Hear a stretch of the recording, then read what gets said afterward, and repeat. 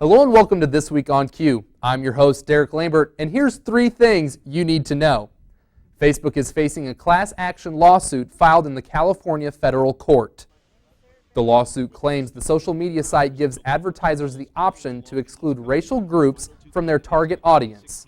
This after a news organization, ProPublica, published an article in which created an ad targeting people interested in house hunting.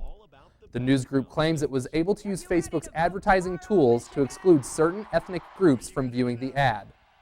As a result, Facebook is now accused of violating federal fair housing and civil rights laws. Facebook says the lawsuit is completely without merit and its policies prohibit using its multicultural target marketing to discriminate. Well, you can vote from almost anywhere via absentee ballot, even outer space.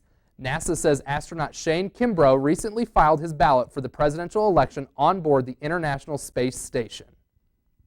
So how does an astronaut vote when they know they'll be orbiting the Earth on Election Day? About a year before launch, astronauts select which elections they wish to participate in. 6 months later, they receive an application for an absentee ballot. A paralyzed former state trooper is feeling especially happy today after proposing to his girlfriend at MetLife Stadium in New Jersey. It happened Sunday during the Giants-Eagles football game. Brian Malast was paralyzed from the neck down in a car accident on the job in 2005. So a fellow trooper helped out Malast to pull off the surprise by presenting the ring to Malast's girlfriend, and she said yes. Then, as if the day couldn't get any better, the Giants beat the Eagles 28-23. Now, let's start the show.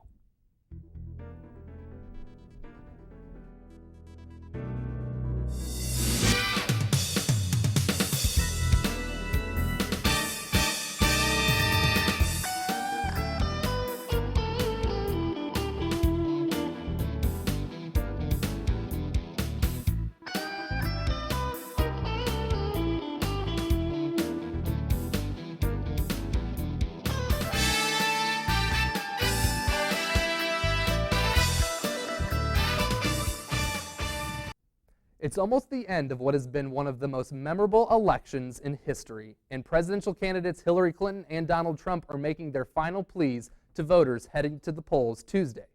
Andy Ross has more. With less than 24 hours until the first polls close along the East Coast, the final 2 candidates in the 2016 presidential election are sprinting toward the finish line. The strategy for the final week, and certainly for this last day of campaigning, has been all about the battleground states. Are you ready to vote tomorrow, Michigan? Oh, you got to get out and vote. Let's swamp them. Pennsylvania, let's swamp them. Republican nominee Donald Trump holding 5 rallies across swing states, and Democratic nominee Hillary Clinton is headlining 4. And it's not just the candidates themselves. They're calling in favors to all their friends and surrogates, from President Obama to Sarah Palin, hoping no voter remains undecided.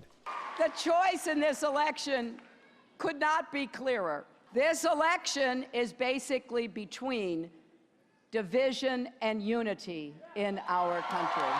Got a half a day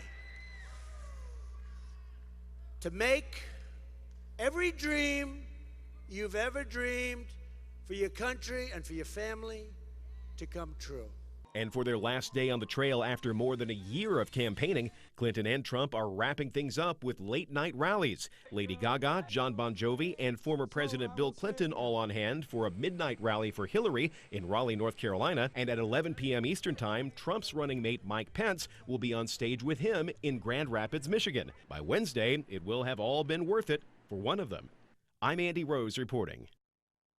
It's been an exciting season for the QU Hawks, and one team is looking to win big this weekend.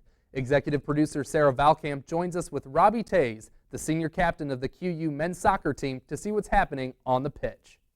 Thanks, Derek. I'm here now with Robbie Tays, who is a senior on the QU men's soccer team. Robbie, thanks for joining us today. You're welcome. First of all, how does it feel to be a senior this year? It feels almost surreal that I'm already going to be leaving next year.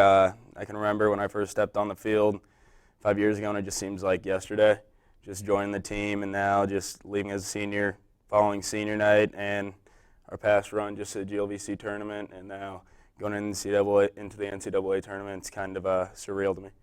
Speaking of the NCAA tournament, I heard that You had the selection this past Monday. How did you feel about that? Oh, we were very excited. Very excited to take a step forward, and that's one of our goals, was to make it into the tournament this year. And with the way this team's set up and how we've been working towards this end part of the season, I feel like we can really make a strong run into it. That's good. I hope you do. Now, what do you foresee happening in the tournament? The tournament, anything can happen once you get in there in the postseason. Everyone's playing. It could be your last game, any game. And really, it just comes down to who wants it more with more heart. And honestly, if you have the fight in you, you can make it all the way. I'm sure you will. This is something we're rooting for. Now, switching from soccer to you, what are your plans for the future after you graduate? After I graduate here from Quincy University, I'm going to go on to physical therapy school.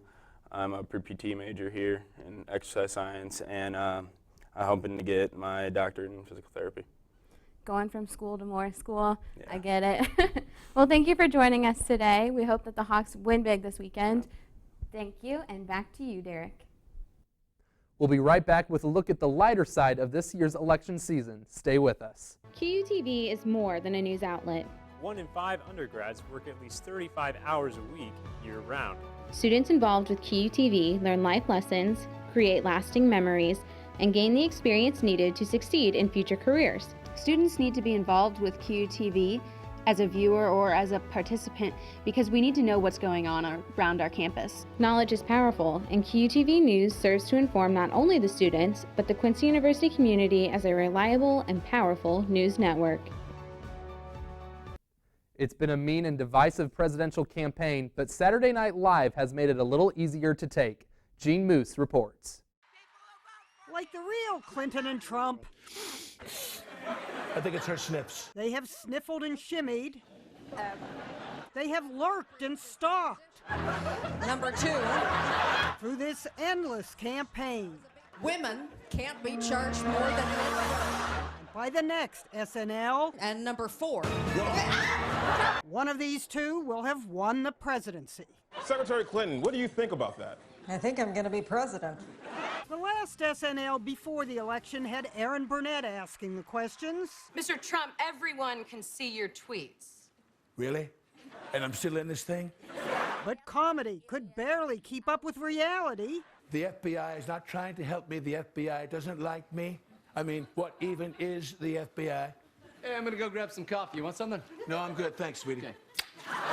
The very next day, the FBI director gave Hillary's emails the all clear. The real candidates made appearances. Donald Trump? Isn't he the one that's like, you're all losers? One SNL skit actually predicted a meeting between the Donald and Mexico's president 10 months before it happened. Donald! Enrique! I brought you the check for the wall. Oh, that's so wonderful. Not since Tina Fey have comedians been so identified with the candidates they impersonate. He's either not that rich, wrong, not that charitable, wrong, or he's never paid taxes in his life. Warmer. Hillary liked it. I thought I was going to fall off my chair. The Donald didn't. He's portraying somebody who's very mean and nasty, and I'm not mean and nasty. Alec Baldwin and Kate McKinnon even came out of character to complain about the campaign. Don't you guys feel gross all the time about this? And then off they went together, hugging each other's supporters. Just don't expect the real Donald to carry the real Hillary around on his back after we finally get this election off our backs. Jeannie Moose, CNN, New York. With the presidential election finally being here, what better way to turn off your brain than with the latest internet craze, the Mannequin Challenge. Jeremy Roth has more. These kids today with their planking and dabbing, and now, apparently, their mannequin challenges. Yep, it seems the latest internet craze has people freezing where they stand for an extended period of time, mannequin style. It's ridiculous, but I'll allow it, seeing as how this is election week, and I just can't anymore. One Twitter user's high school captured the fad in particularly impressive fashion with a frozen group pose that extends across virtually the entire campus. Celebs are getting in on the action, or inaction as it were. Comedian Kevin Hart and his workout squad busted no moves during a gym workout, and even the Pittsburgh Steelers froze it up in their locker room. How can doing nothing look so exhausting? Fine, we'll do an election-related thing. A Minneapolis dog spa is getting political by seeing if the candidates pass the smell test as doggy-doo bags. The business is selling red and blue poop bags adorned with Trump and Clinton's images and cleverly titled either Republican or Democrat. It's all part of their smear campaign. Ugh. And even if it isn't the dirtiest politics we see on display this week, I'll bet it will easily be number 2. For Take a Look at This, I'm Jeremy Roth. Coming up next, where in the queue am I this week? Find out after this short commercial break.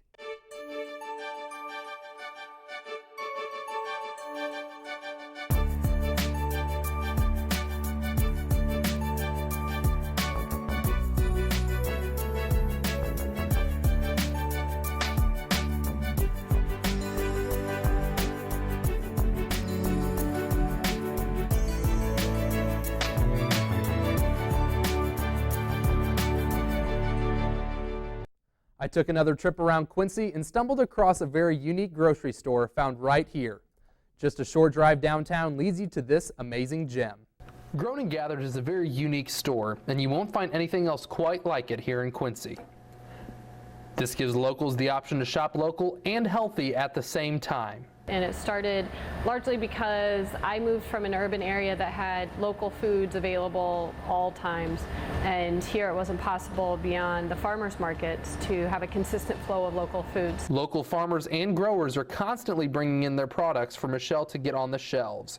You would be surprised at some of the items that are produced here locally. They'll have things like, for example, the most recent is duck eggs, and so they're raising ducks for duck eggs and want to know if there's a market for that, which there is, and so we're working on building that out. So there's a lot happening here on a quiet level, and Grown and Gathered is really the physical location that can shout that out to anybody that is interested. If going green is a popular phrase in your vocabulary, this is your go-to shopping destination. Yeah, we have refillable wines, we have refillable olive oils, refillable balsamic vinegars, refillable spice jars, tea tins. We love to reuse. Not only can you shop for items to make at home yourself, but there are made-ready items as well. And if you like smoothies, you definitely need to make a pit stop at Grown and Gathered. One of our favorites and what we're known for far and wide is the Chunky Monkey, and that's bananas, chocolate chips, and peanuts. We mix that with ice. There's no dairy in it, and we only put dairy in like with the kefir ones, but it's clearly marked. But otherwise, our base is actually ice.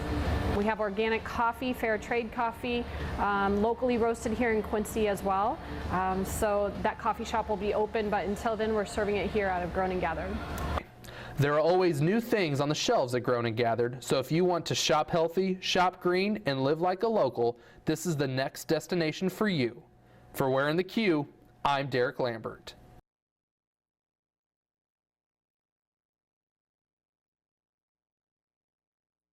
You have a campus activities event with Laughter Has No Color comedy. You have men's basketball taking on Grand Valley State. The women's swim team is back at it, and again, the women's volleyball team takes on Rockhurst, and then on November 12th, football will take on Missouri S&T at 1 p.m., which will be their last home game. So get out there and tailgate. Then into November 12th, women's volleyball will take on William Jewell, and men's basketball will take on Ferris State, and the 10th annual Poetry Slam will be at 8 p.m. And then the 13th and 14th, you have a couple more events. The Hawks Express Jazz Band concert, and then the Tri-States Job Connection at John Wood for those students that are looking for some jobs in the local area. After the break, we'll catch you up on the latest from Hollywood. Stay with us. Join me, Coach Marty Bell, head basketball coach of the Quincy University Hawks, live from Chicks on the River every Monday night at 6:30 p.m. or on ESPN 1440 for the Coach Marty Bell Show. Hear from our coaches and players as Ben and I recap the previous games and preview our upcoming opponents. Grab your friends and family and come out to Chicks on the River for a great meal and meet the Hawks. QU Men's Basketball, Chicks on the River, and ESPN 1440, a winning combination. And as always, it truly is. Hollywood is a form of escapism, and who doesn't need that right now? Here's the latest from Tinseltown with David Daniel. Dad, wake up, wake up! There's no end in sight for The Simpsons. Fox has renewed the animated series for its 29th and 30th seasons, at the end of which it'll have made 669 episodes, topping Gunsmoke's record for the most episodes of any scripted TV show. I now pronounce you husband and wife. Loving makes its mark. The acclaimed film about the couple whose case led to the U.S. Supreme Court overturning bans on interracial marriage earned an estimated $169,000 over the weekend, playing in just 4 theaters, easily topping the indie box office. Reviews are excellent, and a rep for Focus Features says the studio is thinking Oscar season as it plans a wider rollout for Loving. You have all the answers, don't you? No, which is why I wish I had a mother who would notice. The Edge of 17 doesn't open until November 18th, but star Haley Steinfeld is already getting high praise from an impressive source. Oscar winner James L. Brooks, a producer on 17, tells Deadline the movie wouldn't have been made if they hadn't found Steinfeld for the part. Brooks compared her to a legend. Quote, "It was like as good as it gets. There was only one person who could play that part, and that was Jack Nicholson." Sell crazy someplace else. We're all stocked up here. In Hollywood, I'm David Daniel. That's it for this week's show. Thank you for joining us for This Week on Q. We'll be back next week for the latest from QU and national news.